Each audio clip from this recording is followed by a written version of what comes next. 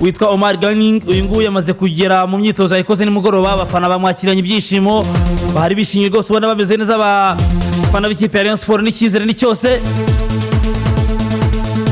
Yewe abakurikiye imyitozo baravuga rwose ko uyu mugabo umupira ashobora kuba wuzi ku myitozo ye ya mbere rwose, ngo ntago ushakisha, ngo umukinnyi muremure kwe ushobora kuzafasha Rayon Sport mu bwugarizi, akaba abura abasatira, ariko uyu nguyu yaraye akoze imyitozo ye ya mbere mu ikipe ya Rayon Sport.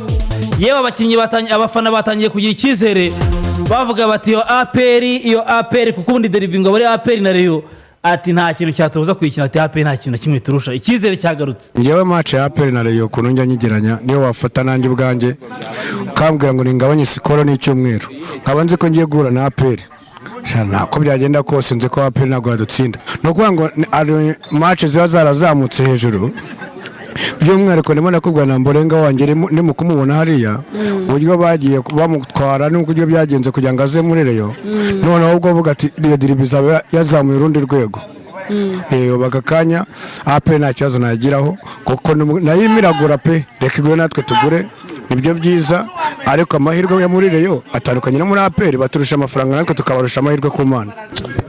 Izina ry'Imana yamubwira uyu mugabo ta Uwayezu Jean Fidele aramwabetse, ariko nyine n'ubundi abantu baravangwa bakavuga ibwambo ngo nawe batugura abakina bate, ubushize mwaramushutse arahubuka, agura ngo nimba ngo arago kamara, urumva agura umukinnyi wa fake, urumva agura abakinnyi kubera ko bamushutse. Jean Fidele nta mupira yamugura yakinnye, ariko yarwanira igihugu, yararashe azikura hasa nabweze yakina umupira, baramushuka agura abakinnyi ba fake, ariko aho bigeze ahangaha ngewe yankomvese.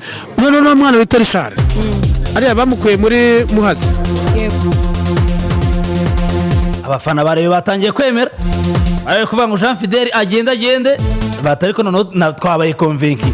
Ni ikipe ya Rayon Sport iri ku isoko mu by'ukuri itahagaze nabi, hagaze neza mu by'ukuri, hasigaye byo mu kibuga. Ubwo uretse abangaba abafana bishimiye uko ikipe imeze mu myitozo kugeza ubu ngubu, ariko kandi hari na rutahizamu itegerejwe wo muri Congo Brazzaville yitwa Prince Junior Elanga Kanga, umunyakongo Brazzaville nawe akinaga Vita Club, nawe ashobora kwerekeza mu kipe ya Rayon Sport. Uyu ni rutahizamu afasha mu gice cy'ubusatirizi, nawe no gutegereza. Ariko muri rusange abafana b'ikipe ya Rayon Sport nyuma y'uko itangiye imyitozo na recruitment zibaye muri iyi minsi ya nyuma, abafana baranyuzwe rwose, barishimye. Jean Fidele bamugarukiye. APR FC yarayerekeje muri Tanzania Dar es Salaam gukina imikino ya Sekafa Kagame Cup, baratangira bakina na Singida. Abasore 24 nibo bamanukanye n'ikipe ya APR. Arori kumbaza ngo nibande, ntago twabasubiramo bose uyu munsi, twabagarutseho ku munsi w'ejo mu kiganiro, ariko nanone tushaka kuza kongera kubagarukaho nta kibazo. Ariko wamenya ko Shaibubu nta urimo, nawe munya Brazil nta urimo, yaraje ngo ukoze bakajya babona ntago bikunda, musisi ntago bikunda, byanze. Ariko Shaibubu murabizi ko yari yarasabye kwigendera n'ubundi kubera impamvu zitandukanye. Abandi bose bari baraje mu ikipe ya APR, baba bavuze b'abanyarwanda, yaba baguze b'abanyamahanga, bose barahari, bajyanye n'ikipe n'abakinnyi 24 bare bagiye, ndetse baranatangira nyine irushanwa bakina na Singida. Turaza gukomeza kugera tubigarukaho.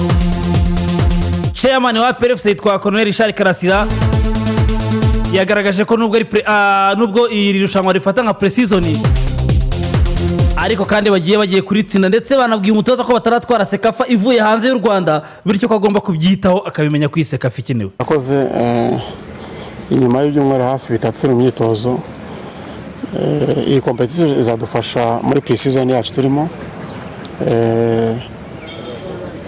Ahanini pre-season dufitemo abakinnyi batamenyana, dufite basha, dufite abo twari dusanganywe. Ni pre-season ariko itatubuza kugira intego yo kuba twashakisha uko twatwara n'igikombe byashoboka. Ibyo nakazi k'umutoza rero kubalansinga gukora pre-season no kuba twatangira gutwara igikombe. Yero nta kidashoboka mu mupira, kirashoboka. Ni challenge dukinira ahatari iwacu, umuntu yakwibaza ese kuko twabitwaye turi iwacu, nabyo ni kimwe yakwibazaho, ariko nuko equipe ntago tuzahora dukinira iwacu. Saho tugomba kujya gukinira naho, tugomba kureba ko twitwara neza, tukaba twakora byiza bishoboka.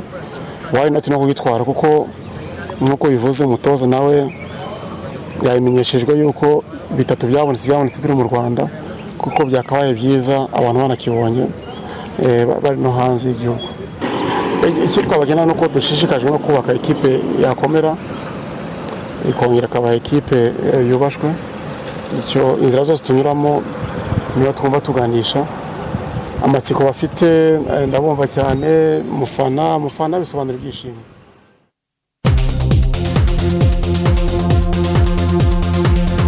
ngayo ngukorera ubwo ni ikipe ya PRFC bakomeje kwitegura bavuga bati igikombe twagitwara n'umutozo twambwiye ko mu bikombe bitatu dufite ariko apene Isekafa ntabwo iheruka kwitwara nubwo wenda igigira gutya igahamara igihe kinini Isekafa itaba ariko hashize imyaka 10 ape 10 ni naho ubwo itongera gutwara iki gikombe ariko nanone kibashishikaje cyane banabwiye umutoza ambwiye ati mu bikombe byose twatwaye bitatu dufite twabitwariye i Kigali hari ukuntu yashakaga nko kuvuga ati mukeba Rayon Sport baravuga ati turi star à domicile namwe mukora uko mushoboye kose mumanukane kiriya gikombe kive hanze y'u Rwanda kandi koko birashoboka.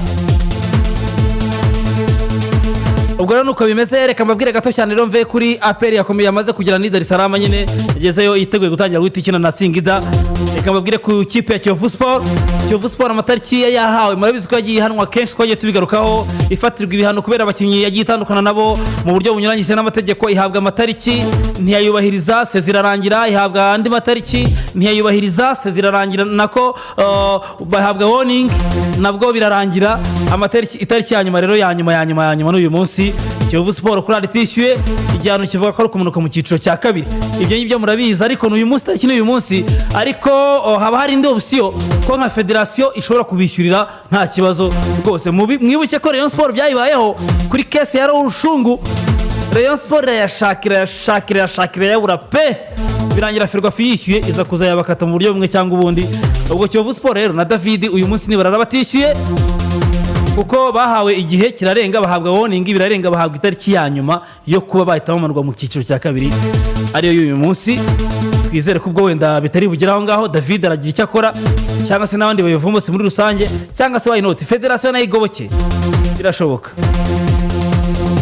Hanyuma reka mbabwire ko ikipe ya Gasogi United nayo ikomeje imyiteguro n'imyitozo ku munsi w'ejo abakunzi bamwe b'ikipe ya Gasogi barayisuye narababonye n'umuhagarariye abafana b'ikipe ya Gasogi Angeli Mutabaruka naramubonye Jean Pierre wa Kicukiro nawe muvandimwe wavuze ati ibyishimo ngiye byaranshimishije atanga ibihembo byose bishoboka mu ikipe ya Gasogi nawe naramubonye yari ahari n'abandi batandukanye ni witwa Ndikumana Dani umukinnyi wakinaga ikipe ya PRFC yatangiye koza imyitozo ya mbere muri Gasogi ku munsi w'ejo.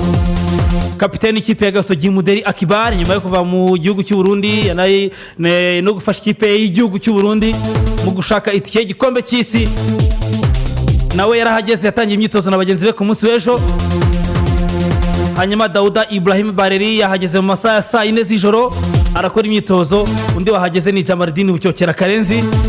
Nta mukinnyi n'umwe Gasogi ifite udahari ubwo nakuvuga ngo ikipe yose iruzuye muri rusange. Imyitozo irakomeza uyu munsi mu kanya saa 1 kugera saa 3 nyuma nimugoroba ni saa 8 kugera saa 10 saa 8 gutyo saa 10. Ubwo ibisigaye rwose byose ababishaka cyangwa se ababyifuza bakomeze basimbukire birebera ikipe yabo n'abatayikunda baze bayirebe nta kibazo.